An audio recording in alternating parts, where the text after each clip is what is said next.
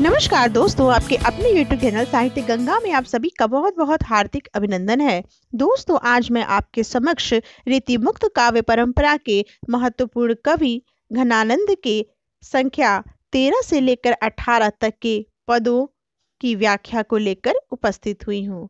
जी हाँ दोस्तों, ये पद आचार्य पंडित विश्वनाथ प्रसाद मिश्र द्वारा संपादित घनानंद कवित्त से ली गई है।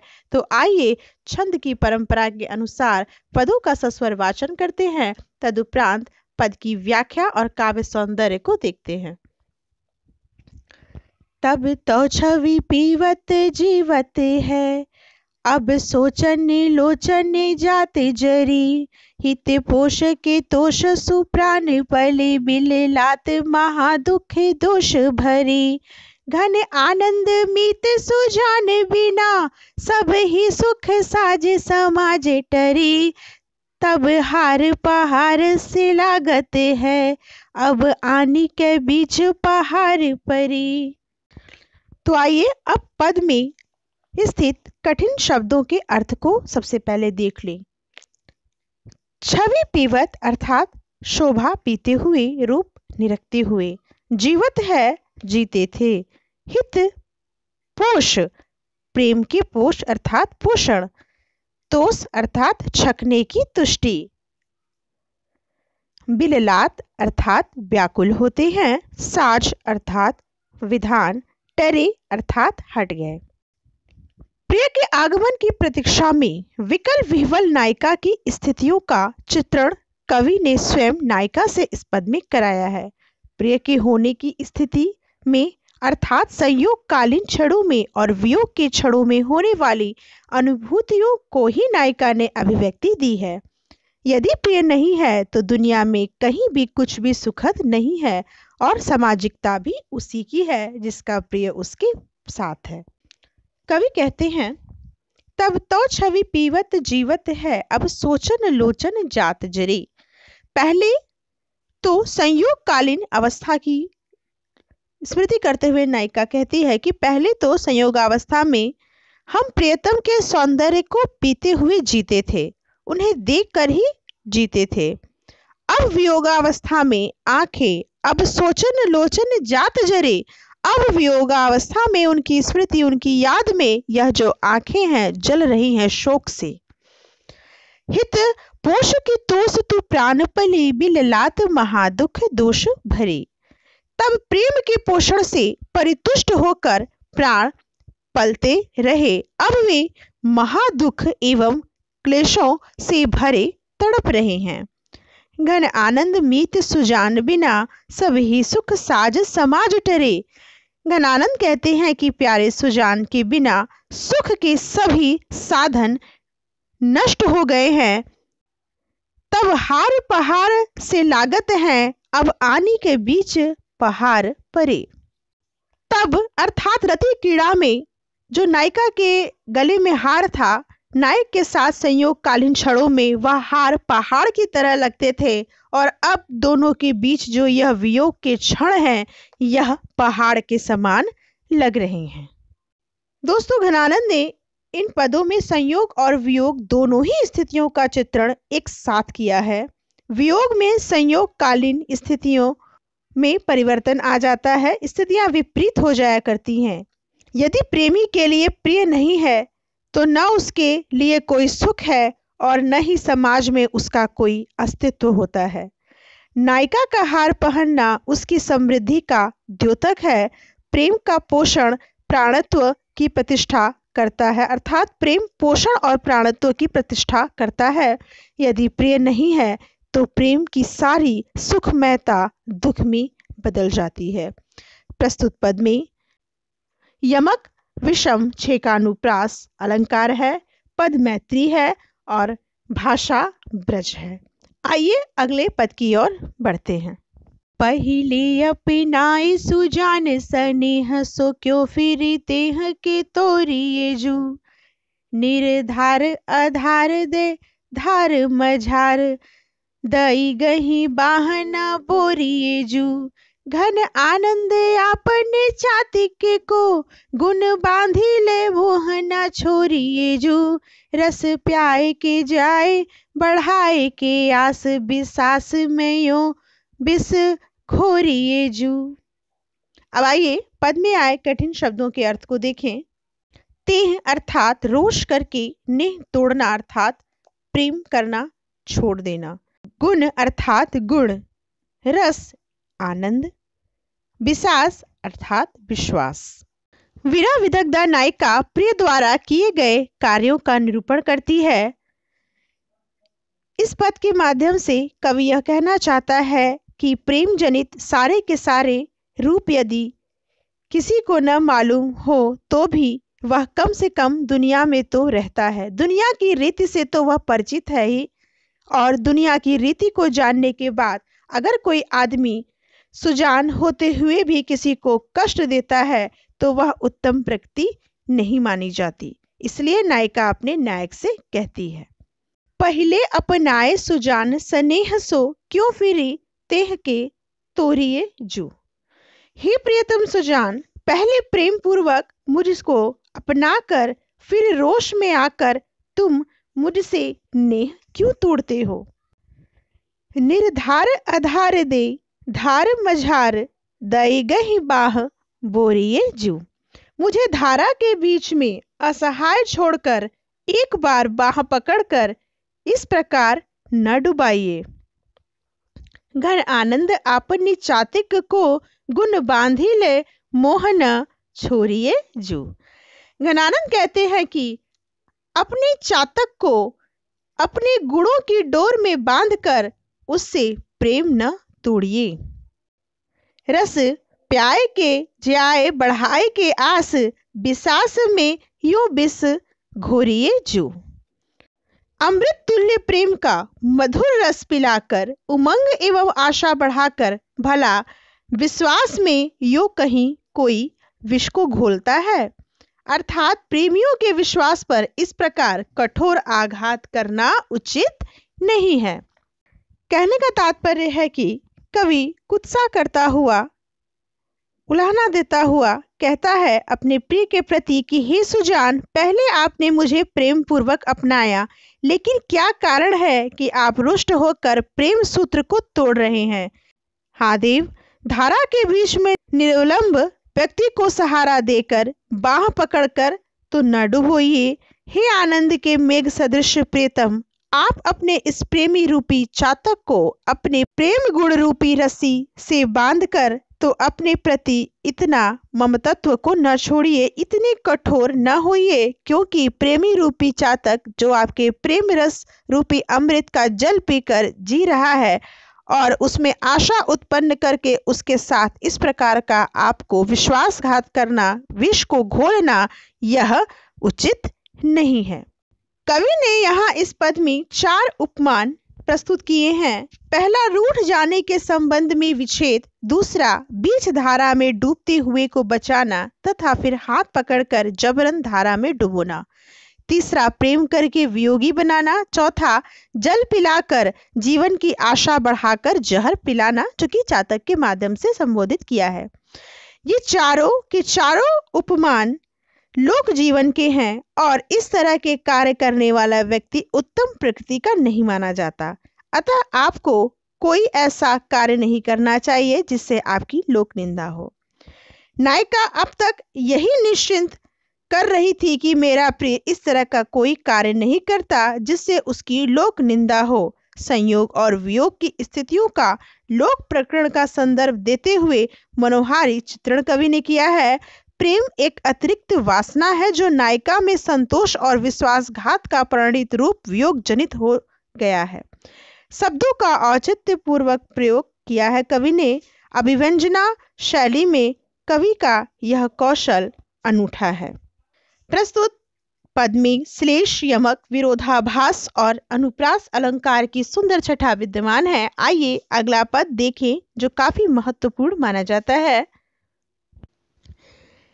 रावरी रूप की रीति अनूप, नयो नयो लागत जो जो निहारिये, त्यों इन्ने आखिने बानी अनोखी अघानी कहूँ नहीं आनी तिहारी। एक ही जीव हो तो सूतो वार्यो सुजान सकोच ओ सोच सहारी। रोकी रहे न दहे गने आनंद बावरी रिझ के हाथनी हारी। अब आइए पद में स्थित कठिन शब्दों के अर्थ को देखते हैं। अघानी अर्थात तृप्ति, आनी तिहारी अर्थात आपकी शपथ, सु अर्थात वह, सो वार्यो अर्थात तिछावर कर दिया, सोच अर्थात चिंता, सहारिये अर्थात सहारा दीजिए। प्रिय और प्रेमी की प्रीति की रीति का उत्कृष्ट चित्रण करते हुए कवि प्रेमी की विवस्था का चित्रण कर रहा है, जिसमें नायक के रूप सौंदर्य पर नायिका ने अपने को न्यौछावर कर दिया है।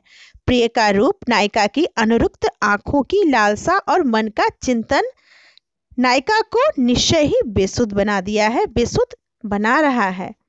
अब आइए इसका भावार्थ देखें। कवि कहते हैं कि आपके रूप की बड़ी ही अनोखी रीति है, रावरी रूप की रीति अनूप। आपके रूप की बड़ी ही अनोखी रीति है, इसे जो जो देखो नया नया लगता है। इन आँखों को भी अनोखी आदत पड़ गई है, तो इन आँखिन बानी अनोखी, तुम्हें छोड़कर इन्हें कहीं भी तृप्ति नहीं मिलती, अर्थात यह बार बार तुम्हें ही देखना चाहती है। एक ही जीव हुतो सुतो वार्यो सुजान सकोच ओ सोच सहारिये। कवि कहते हैं कि मेरे पास एक ही प्राण था, सो मैंने तुम्हारे ऊपर न्यौछावर कर दिया। हे प्यारे सुजान, अब मेरे शोक और चिंता को तुम ही संभालो, सहारा दो।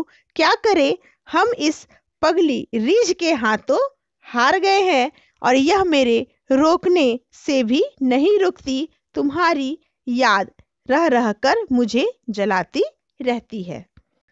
वास्तव में सौंदर्य की रीति ही अनूप है। किसी भी चीज को अनवरत देखते रहने से उसके प्रति चाह बहुत कम रह जाती है और उसका सौंदर्य भी फीका पड़ जाता है। किंतु प्रिय के सौंदर्य की विशेषता यह है कि वह तो न फीका पड़ता है और न ही कम होता है, बल्कि उसको देखते रहने से उसमें और भी निखार आता है।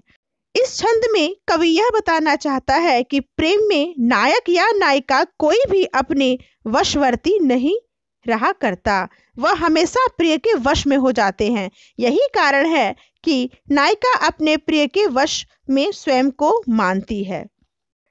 प्रस्तुत पद में सौंदर्य की अनुपमता, नित्य नूतनता का निरूपण किया गया है। प्रिय के रूप दर्शन की लालसा नेत्रों में इस तरह समाई हुई है कि निकलने का नाम ही नहीं लेती। नायिका का तन और मन, उसका प्राण, सभी कुछ प्रेम को समर्पित है, प्रिय को समर्पित है। नायिका प्रिय को सर्वात्मना प्रेम करती है, फिर भी प्रिय उसे कष्ट ही दिया करता है। यह कष्ट की अनुभूति विरह की व्यंजना है। प्रेम एक ऐसा तत्व है जहाँ कुछ भी लेने के लिए नहीं होता, यहाँ तो सिर्फ देने की प्रवृत्ति हुआ करती है। चाहे प्रिय लाख दुख दे, लेकिन प्रेमी के लिए वह प्रिय सिर आंखों पर हुआ करता है। इस प्रकार व्यक्ति प्रेम के हाथों हार जाता है। प्रस्तुत पद में पुनरुक्ति प्रकाश और विशेषोक्ति अलंकार है, श्रृंगार रस विद्यमान है।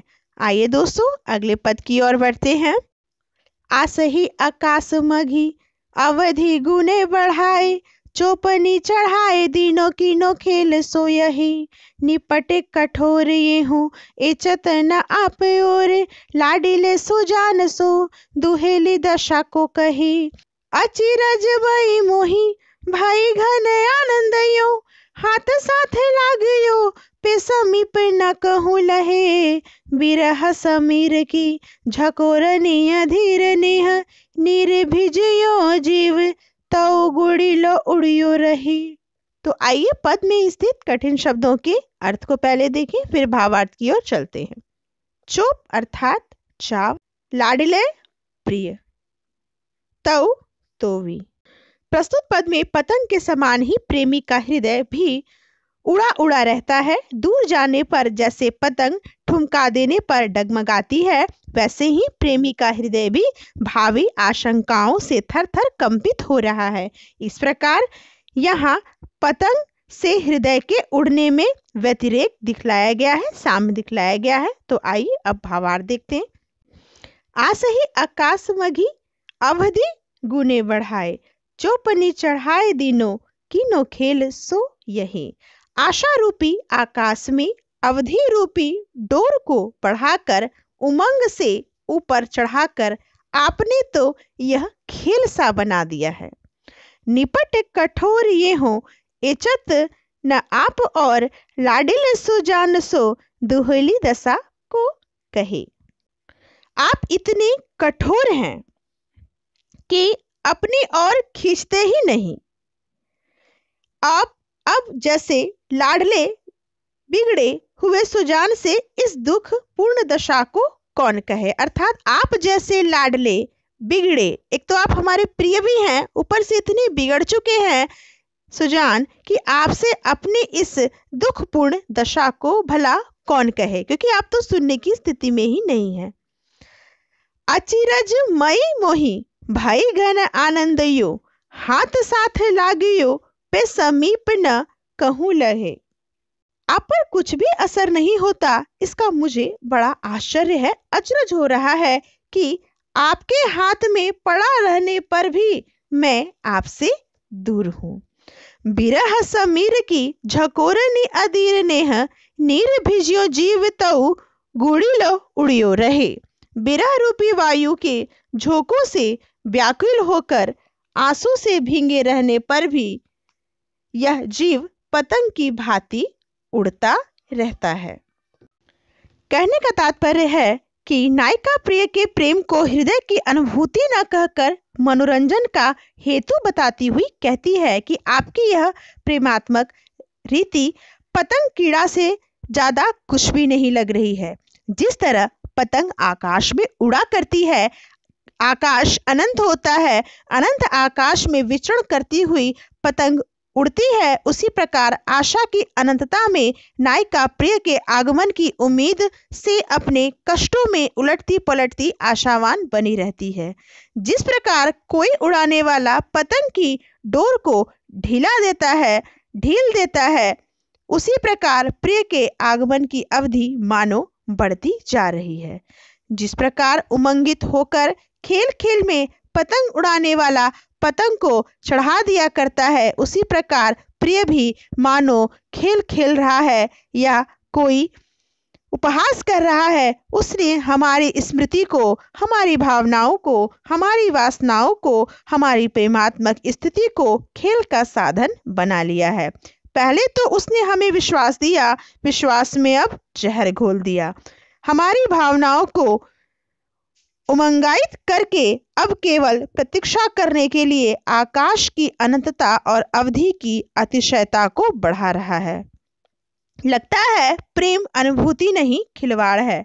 पतंग उड़ाने वाला कुछ समय बाद पतंग की डोर को अपनी ओर खींचता है, किंतु प्रिय मेरा इतना निर्दयी हो गया है कि वह हमारे प्राण रूपी पतंग को अपनी ओर खींचता ही नहीं। इसके मिलन की विमुखता से जो कष्ट हमें मिल रही है, उसका कथन किस प्रकार किया जाए। घनानंद प्रेम को आश्चर्य की पराकाष्ठा जनित मानते हुए कहते हैं कि यद्यपि गुड्डी रूपी प्राण प्रिय के हाथ में है, उसका उत्कर्ष अपकर्ष उसी के हाथों में है, फिर भी सामीप्य सुख का अनुभव नहीं कर रही है। प्रिय के बारे में सोचना, उसी को प्रेम करना आदि के बावजूद सामीप्य सुख का अनुभव करना नायिका के लिए संभव नहीं है। यद्यपि नायिका का प्राण रूपी पतंग उस कागज की पतंग की स्थिति से बढ़कर उड़ रहा है। कागज की पतंग हवा की झकोरों और पानी की बूंदों के कारण विराम पा जाती है, किंतु विरह रूपी हवा के झकोरों से अधीर होते हुए मेरे प्राण पतंग स्नेह जल से भीगने के बावजूद भी उड़े उड़े रह रहे हैं। प्रस्तुत पद में रूपक अलंकार के माध्यम से कवि ने नायिका की प्रेम विह्वलता का चित्रण किया है। प्रिय को निर्दयी कहना यह प्रेम की वियोगावस्था को बढ़ाना है। यद्यपि नायिका का हृदय हर समय प्रिय के ही पास है, किंतु सामीप्य सुख न पाने के कारण हृदय का लगाव दुखदायी है। विरह के झकोरों को सहन करते हुए स्नेह के जल से भींगा होने के बावजूद भी प्राण प्रिय के प्रवासित होने पर उसी के पास पड़े हुए हैं। अब आइए अगले पद की ओर पढ़ते हैं। घने आनंद जीवन ने मूल सुजान की, कौध नहु न कहूँ दर से। सुन जानिए धौकित छाए रहे, दृग चातिक प्राण तपे तर से। बिन पावस तो इन थ्यावस हो, न सुक्यों करिए अब सो पर से। बदराबर से ऋतु में घिर के, नित ही अखियां उघरी बरसे। अब आइए पद में स्थित कठिन शब्दों के अर्थ को देखिए। घनानंद अर्थात आनंद के बादल, जीवन मूल जल धारण करने वाले, कौंध अर्थात बिजली की चमक, तपे अर्थात विरह से तपकर, थ्यावस अर्थात स्थिरता, धैर्य अथवा शांति। घन आनंद जीवन मूल सुजान की, कौंधनु हु न कहूँ दर से। कवि कहते हैं कि आनंद के घन जीवनदायक सुजान की कहीं भी झलक नहीं दिख पड़ती। कवि ने कौंध शब्द से बिजली की चमक और अपने प्रिय की चमक, प्रिय की झलक को दर्शाया है। सुन जानिए धौ कित छाए रहे, दृग चातिक प्राण तपे तर से। वे कहते हैं कि बिना उनके जाने या बिना उनके कृपा दृष्टि के इन नैन रूपी चातक को भला कैसे धैर्य मिल सकता है। न जाने किस प्रकार उन्हें प्राप्त कर सकेंगे। प्रिय को बादल से साम्य ठहराते हुए, बादल का उपमान देते हुए कवि ने चातक के साथ उसकी तुलना करते हुए कहा है, बिन पावस तो इन थ्यावस हो, न सु क्यों करिए अब सो पर से। जैसे बादल तो वर्षा ऋतु में ही घिरकर बरसते हैं, किंतु मेरी जो स्थिति है, बदराबर से ऋतु में घिर के नित ही अखियां उघरी बरसे। किंतु मेरी जो स्थिति सुजान के बिना है कि मेरे नेत्र रूपी बादल से नित प्रति ही जल की वर्षा होती है, अर्थात बादल की भी एक समय सीमा होती है पानी बरसाने के लिए। वह अपनी ऋतु में, वर्षा ऋतु में ही जल को बरसाते हैं, किंतु मेरे जो नेत्र रूपी बादल हैं वह हमेशा बरसते रहते हैं मेरे प्रिय के वियोग में। कहने का तात्पर्य यह है कि प्रिय के वियोग में वियोगिनी की जो स्थिति है वह चातक के समान है। जिस प्रकार चातक वर्षा ऋतु में बादल को न देखकर छुपा रहता है, स्थिर रहता है, दुखी होता है, उसी प्रकार यह प्रेमिका भी प्रिय के लिए सुखी जा रही है, दुखी है। अब भला जब बादल छाने लगे तो वह कैसे धीरज रखे। कहते हैं कि संयोगिनी के लिए वर्षा ऋतु अत्यंत सुखकारी होती है, किंतु वियोगिनियों के लिए उतनी ही दुखदायी हुआ करती है। बादलों को देखकर नायिका और अधिक भाव विह्वल हो जाती है, किंतु कवि कहता है कि इस वर्षा ऋतु का उस नायिका पर प्रभाव ही नहीं पड़ेगा, क्योंकि बादल तो ऋतु विशेष वर्षा ऋतु, पावस ऋतु में आकर बरसते हैं और बादल की यह स्थिति है कि ये जब तक घिरेंगे बरसात नहीं कर सकेंगे। लेकिन नायिका की आंखों की जो स्थिति है, जिसकी तुलना कवि ने बादल से किया है, वे तो नित्य प्रति खुली रहती हैं प्रिय को देखने के लिए। खुले हुए होने के बावजूद भी आंखों से हमेशा आंसू रूपी जल ढरकते रहते हैं। ये प्रतिमास होता है और आंखों से इतने अधिक आंसू गिरते हैं कि लगता है बरसात है। सबसे बड़ी बात यह है कि वर्षा ऋतु संयोगियों को सुखदायी और वियोगियों को दुखदायी बनाता है। तो इस नायिका के लिए 12 महीने वर्षा ऋतु है, जिससे वह अत्यंत कष्ट भुगत रही है। यहाँ पर विशेष रूप से कवि ने नायिका के वियोग की अतिशयता की व्यंजना की योजना इस छंद में की है। प्रिय की छवि की कौंध भी नायिका के सुख का कारण हो सकती है कौंध बादलों से टकराने के पल भर के लिए अस्तित्व वाली चमक है। नेत्रों की स्थिति चातक की है, वे एकटक प्रिय की बाट जोह रहे हैं, प्राण वियोग की आग में तप रहे हैं। प्रिय के मिलाप के लिए नायिका अनवरत रो रही है, उसकी आंखों से आंसू गिर रहे हैं। दृघ चातिका में रूपक तथा उगरी बरसने में विरोधाभास अलंकार है, साथ ही व्यतिरेक की भी झलक दिखलाई देती है। आइए अगले पद को देखें। जे तो घट शोधो पे न पाऊं कहाँ आही शोधो, कोधो जीव जारे अटपटी गति दाह की। धूम को न धरे गात सिरो पर जो जरे, ढरे नैन नीर वीर हरे मति आह की। जतन बुझे हैं सब जाकी झर आगे अब, कबहू न दबे भरी भभक उमाह की। जब ते निहारे घन आनंद सुजान प्यारे, तब ते अनोखी आगी लागी रही चाह की। अब आइए पद में स्थित कठिन शब्दों के अर्थ को देखें। जे तो जितना ही, घट अर्थात शरीर, शोधो अर्थात खोजती हूँ, कौधो अर्थात मेरे प्राण को कौन जला रहा है, अटपटी अर्थात विलक्षण विचित्र।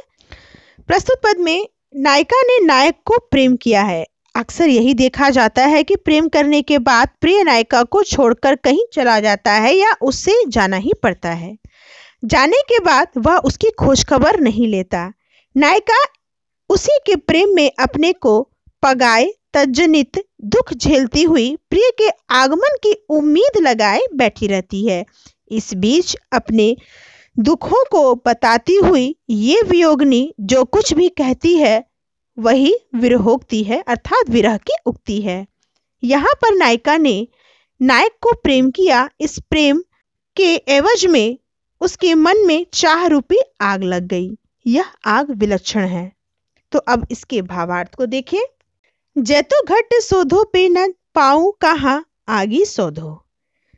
कवि कहते हैं एक सखी अपनी दूसरी सखी से कहती है, नायिका से कहती है कि हे सखी, जितना ही शरीर में खोजती हूँ पता नहीं चलता है कि मेरी जीव को कौन जला रहा है, अर्थात मेरे हृदय को कौन जला रहा है।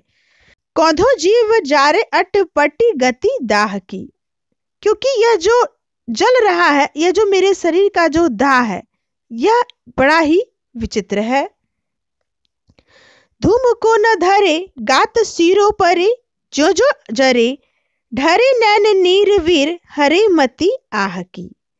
जो आग लगती है, यह जो शरीर है, शरीर में जैसे आग लग रहा है तो आग लगने के बाद निश्चय ही धुआं उठता है। तो सामान्य आग से तो धुआं होता है, पर इसमें धुआं भी नहीं उठता।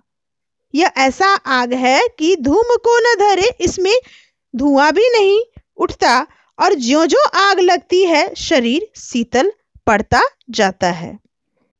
आंखों से पानी टपकता है और जो आह भरने की गति को भी नष्ट कर देता है।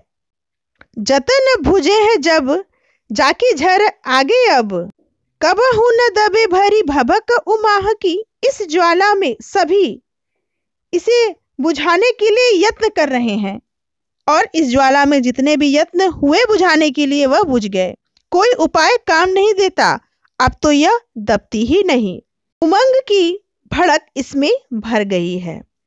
जब ते निहारे घन आनंद सुजान प्यारे, तब ते अनोखी आगी लगी रही चाह की। जब से उस प्राण प्यारे आनंद के घन सुजान प्रियतम को देखा है, तब से प्रेम की अनोखी आग मेरे हृदय में और भी भड़क गई है, लग गई है। कहने का तात्पर्य यह है कि नायिका अपने अंतःकरण में अपने प्रिय को खोज रही है। वह लाख खोज रही है, किंतु उसका प्रिय शरीर में कहीं भी दिखाई नहीं पड़ता। प्रिय के न होने पर भी जीव उसी के ताप से जल रहा है, अर्थात यह जो जीव है, यह जो प्राण है। नायिका इस जलन के कारण प्रिय को खोजकर जलन को समाप्त करना चाहती है, किंतु यह तो प्रेम का अटपटापन है कि प्रिय के न होने पर भी दाहकता पड़ जाती है, जबकि होना तो यह चाहिए था कि प्रिय के न होने पर जलन हो, क्योंकि जलन का कारण प्रिय है। इस जलन की विलक्षणता यह है कि इसमें धुआं नहीं होता, जबकि सामान्य आग बिना धुएं के हुआ ही नहीं करती। सामान्य आग के जलने के बाद शरीर अत्यंत गर्म हो जाता है, किंतु प्रेम की आग की चाह में नायिका ज्यों-ज्यों जल रही है, उसका शरीर अत्यंत ही गर्म रहने के स्थान पर ठंडा पड़ता जा रहा है। सामान्य आग में यदि पानी पड़ जाए तो वह आग बुझ जाया करती है, किंतु यह विरह की आग अनवरत आंसू रूपी पानी के ढरने के बावजूद भी बुझा नहीं करती, सारा साहस हर लेती है। व्यक्ति निरुपाय हो जाता है, उसकी गति, उसकी मति विलुप्त हो जाती है। यहाँ यह स्पष्ट किया गया है, इस आग की जलनशीलता के सम्मुख कोई दूसरा यत्न नहीं रह गया। यह आग किसी भी कीमत पर दब नहीं रही है। इसको जितना भी दबाने का प्रयास किया जा रहा है, यह उतना ही भभकती जा रही है, बढ़ती जा रही है। इसका यह भभकना प्रेम की उमंग की अतिशयता है, उत्साह है, चाह है। कवि यह बता रहा है कि नायिका की यह दशा तब से बनी हुई है जब से उसने प्रिय को नहीं देखा। प्रिय के न देखने मात्र से प्रेमातिशयता के कारण नायिका में इस तरह की चाह की आग लगी हुई है। चाहना के आग की विलक्षणता यह है कि जब तक प्रिय नहीं मिल जाता, यह आग किसी अन्य उपाय से कम नहीं हो सकती। नायिका को प्रिय की चाहत है और उसका यह चाहना ही आग है, और यह नायिका इसी आग में सुलग रही है। इस पद में विरह की विचित्र रीति का चित्रण हुआ है। विरह को आग माना गया है, उसमें तपन होती है, पीड़ा होती है, प्रेम की भावनाएं हृदय को संतप्त करती रहती है। प्रिय जो अंतःकरण में व्याप्त है, उसी के कारण यह पीड़ा है। उसको अंतःकरण में खोजकर नायिका संयोग के सुख का अनुभव करती है। विरह की विलक्षणता यह है कि बिना धुएं की आग के समान यह जलती है। प्रीति की रीति यह है कि आंखों से हमेशा आंसू गिरने के बावजूद भी हृदय में अव्यवस्थित आग बुझ नहीं पाती। इतने कष्ट के बावजूद भी नायिका की चाह कम नहीं होती। कारण के न होने पर भी कार्य होने से यहाँ पर विशेषोक्ति अलंकार है। इसके साथ यमक, पुनरुक्ति, प्रकाश, व्यतिरेक, विरोधाभास, विषम, अनुप्रास की सुंदर छटा विद्यमान है। पद मैत्री के साथ ही ब्रजभाषा स्थित है। तो दोस्तों, उम्मीद करूंगी कि वीडियो में स्थित घनानंद कवित्त से लिए गए 13 से 18 तक के पद की व्याख्या आप समझ गए होंगे। अगर वीडियो पसंद आया है तो इसे लाइक करना न भूलें, और अगर अब तक आपने चैनल सब्सक्राइब नहीं किया है तो चैनल को सब्सक्राइब करके बेल आइकन बटन जरूर दबाएं। जल्द मिलते हैं अगले वीडियो में, तब तक के लिए धन्यवाद। जय हिंदी, जय भारत।